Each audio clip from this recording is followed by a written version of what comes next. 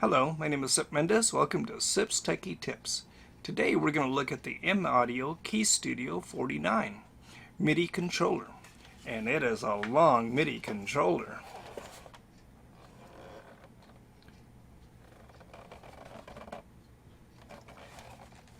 It's a very basic MIDI controller, and it's actually still in production. I was looking on Amazon and it is sold under the name Avid. It still uses M-Audio and KeyStudio in the description. I was over at my local Sam Ass music store not too long ago, and they had several of these for sale. This is February of 2021, and they were selling for $79 US. But before we take a closer look, I want to thank everybody who's been watching the videos, especially subscribers. If you're not a subscriber, click on subscribe. And if you want to be notified of each new video, remember, click on the bell. So, let's take a closer look. This is my M-Audio KeyStudio 49. It's very long. And it's got 49 keys, black keys and white keys. It has simple controls. This is the back side, and it has a USB connector, a 1/4-inch sustain connector, and an on and off switch. This is a portion of my KeyStudio, and these MIDI controllers have been around for quite a long time. I was looking at the printed manual, and it showed a date of 2007, and they work. They're quite basic. There is an actual on and off switch in the back, and that has to be turned on. There's also a 1/4-inch connector. I think that's a 6mm connector for the sustain pedal. And then there's the USB connector. And this USB connector is the only thing you need to connect it to your computer. You don't need a power supply, and it is USB compliant, so you shouldn't need any drivers either. Unless you're on a different type of computer, maybe like a Linux computer. And it's a very basic MIDI controller. It does have 49 keys, so that's really good. If you play with both hands, yeah, it's really good. 25 key is limited, and then you can't play your bass keys, or you have to record them separately. But on the 49 key, it's a lot better. There is some basic controls over here. There is a pitch wheel. This is middle C over here.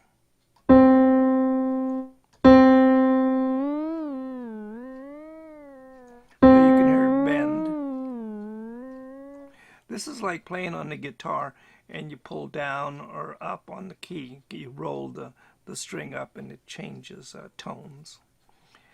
The modulation wheel is not assigned right now. It is assignable, and so if I wanted to assign this to reverb or delay, then I could assign that. And then there is a volume control, and it is self-mapping. At least on my computer, it's self-mapped to volume.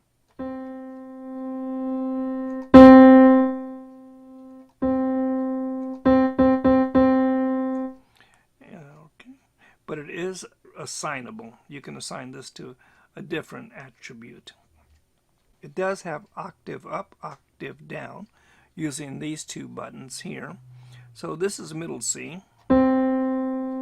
When both lights are on, that means it's in a standard mode. So if I wanted to move middle C down to here, I press up. And now middle C is here.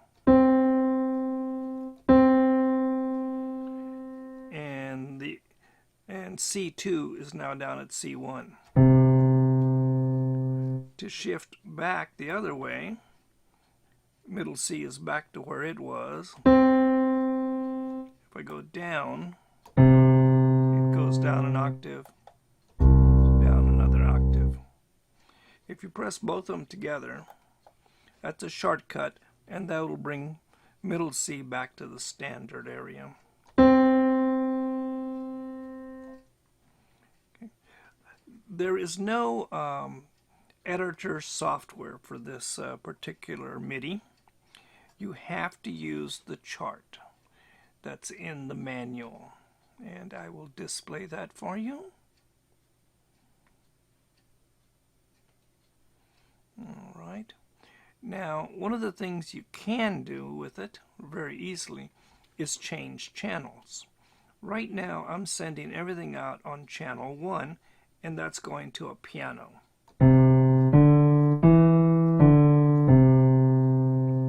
Now, my DAW, my digital audio workstation, is set to play an organ sound when I am on channel 3.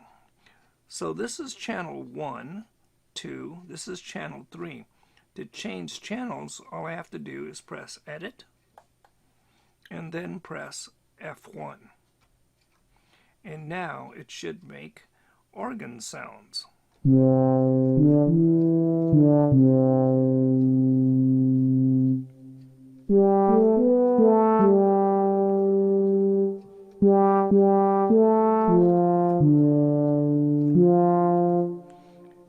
And to change it back, press it one time, and this is channel 1 from the chart.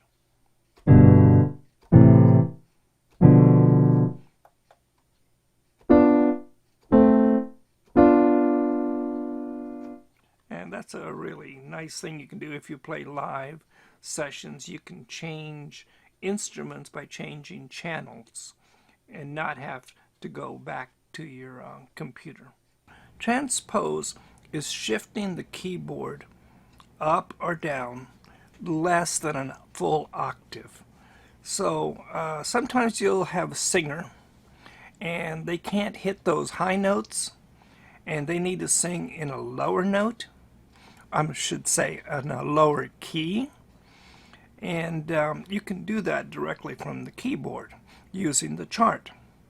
If we look on the chart, you'll see that to transpose you need to press D1, that's this key, sharp, that one. And what you do is hit Edit, hit D1 sharp. Now these two keys will work differently. Each time you press them, instead of skipping over an octave, it skips over only one semitone. So this is C, middle C, and I want to shift down to G. And that is 1, 2, 3, 4, 5 semitones. So now I hit this 5 times. 1, 2, 3, 4, 5. And only one LED is on. That means that it's been shifted down or to the left. And now when I press C, I get G. And C is up here now. That was pretty simple. And if you want to put it back, you press both keys together, both buttons. And that'll put C back where it was.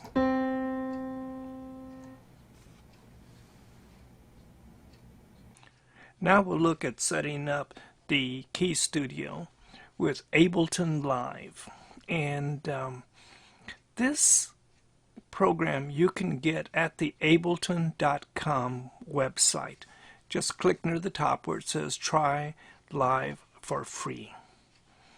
And it doesn't expire. It continues on. It's just limited in how many tracks and how many instruments you can use at once. And there's no activity on the screen. So the first thing you have to do is make a connection to your MIDI controller.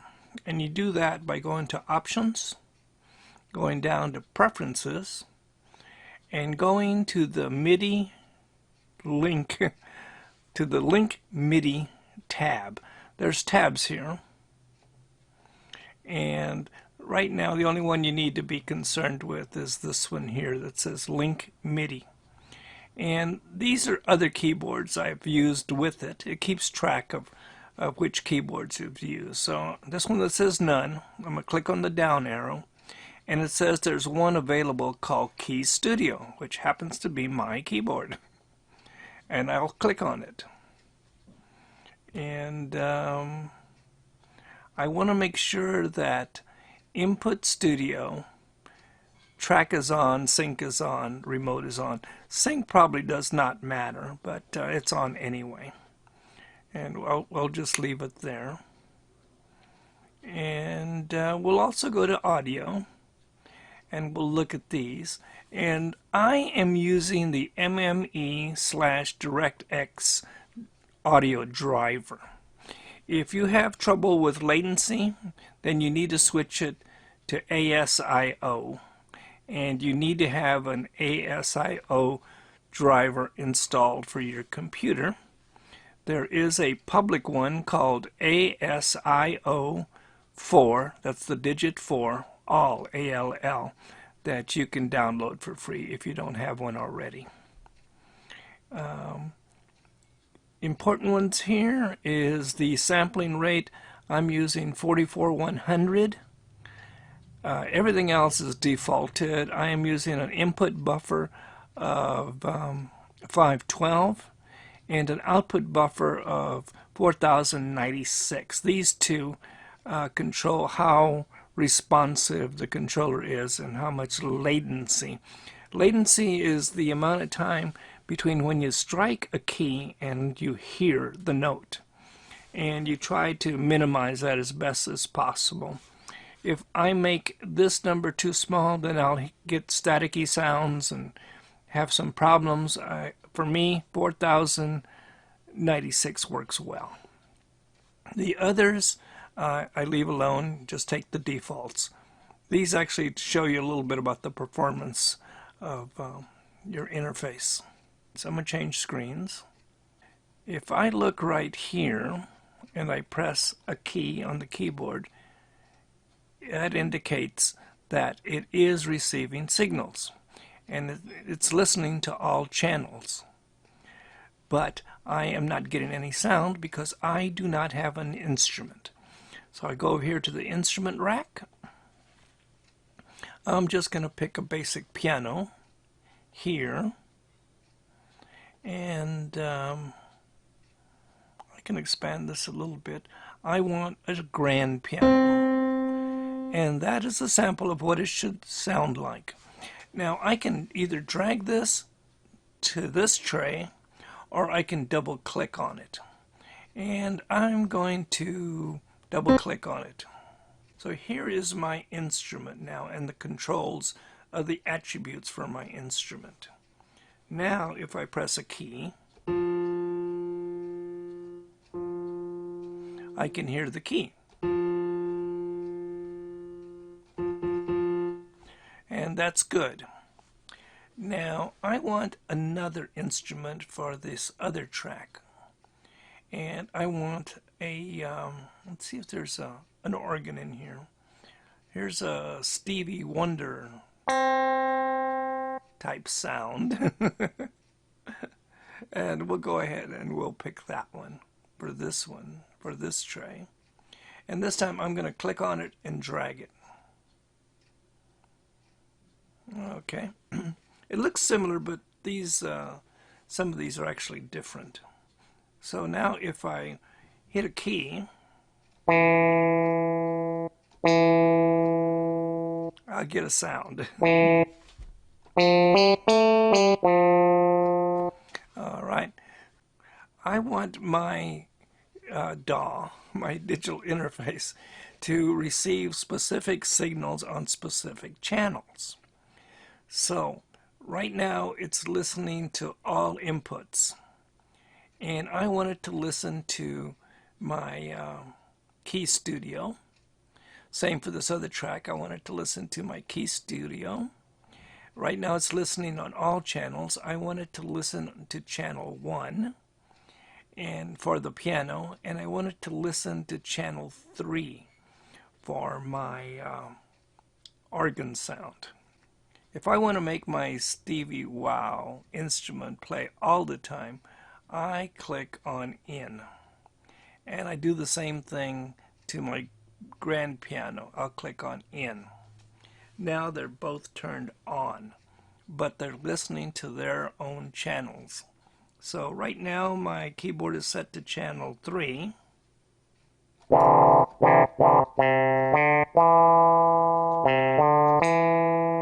So it's listening to channel 3. Now on my keyboard I'm going to change it to channel 1.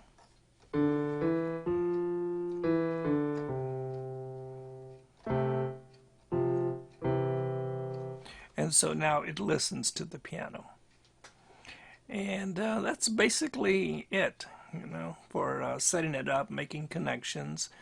The keyboard itself does not have any transport button, so you have to use the ones up here on the top to record, play, or stop. Now we'll look at making assignments, assigning buttons and sliders and modulation wheels. And it's all done the same way. So I have a volume control here, and I want that to be controlled by the volume control on my keyboard specifically. And I want my modulation wheel to control this motion attribute. So I go up here and I click on MIDI, and you notice the colors have changed on the screen. I'm going to pick volume, and you notice there's little square corners around it now, and I am just going to simply move the volume control. And up in this area he shows the assignments that have been made. It says continuous control number 7 for the Stevie Wow electric piano now is called volume, is going to be controlled by it. And that's fine. And this one that's called motion, I'm going to click on it, and I am just going to move the wheel, my modulation wheel, back and forth a little bit, and you'll notice that it too made an assignment. It says CC1, continuous control number 1 for the electric piano is now assigned to motion. And then I click on MIDI once more, and I'm back to where I was. So now you can change the modulation of motion by either clicking on it and dragging it up and down, or by turning the modulation wheel. Now the way the modulation wheel works is that when it comes into sync with the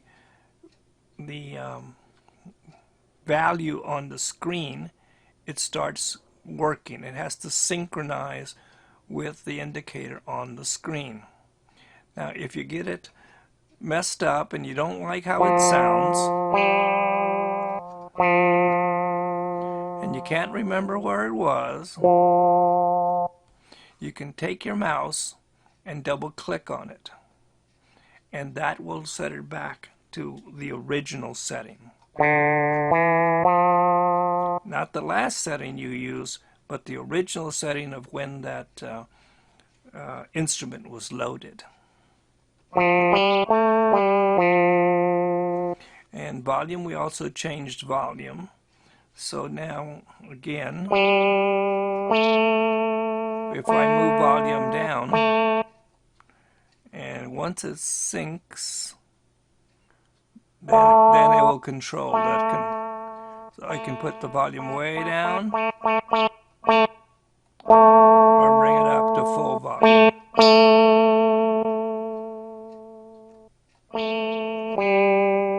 And you can also control it with the mouse. Okay, and that's pretty much it. Quick explanation is when this keyboard was built, everything was done from the keyboard. And this keyboard can control a whole lot of other attributes, and you have to read the manual. The manual will show you how to make those changes, things that I didn't cover and I'm not going to cover in this quick video. Well, thank you so much for watching the video. I hope you found the information useful. I always learn something when I do these videos. If you're not a subscriber, click on subscribe. And if you want to be notified of each new video, remember to click on the bell. And if you got a question or a comment, please leave me a comment below. And until next time, take care.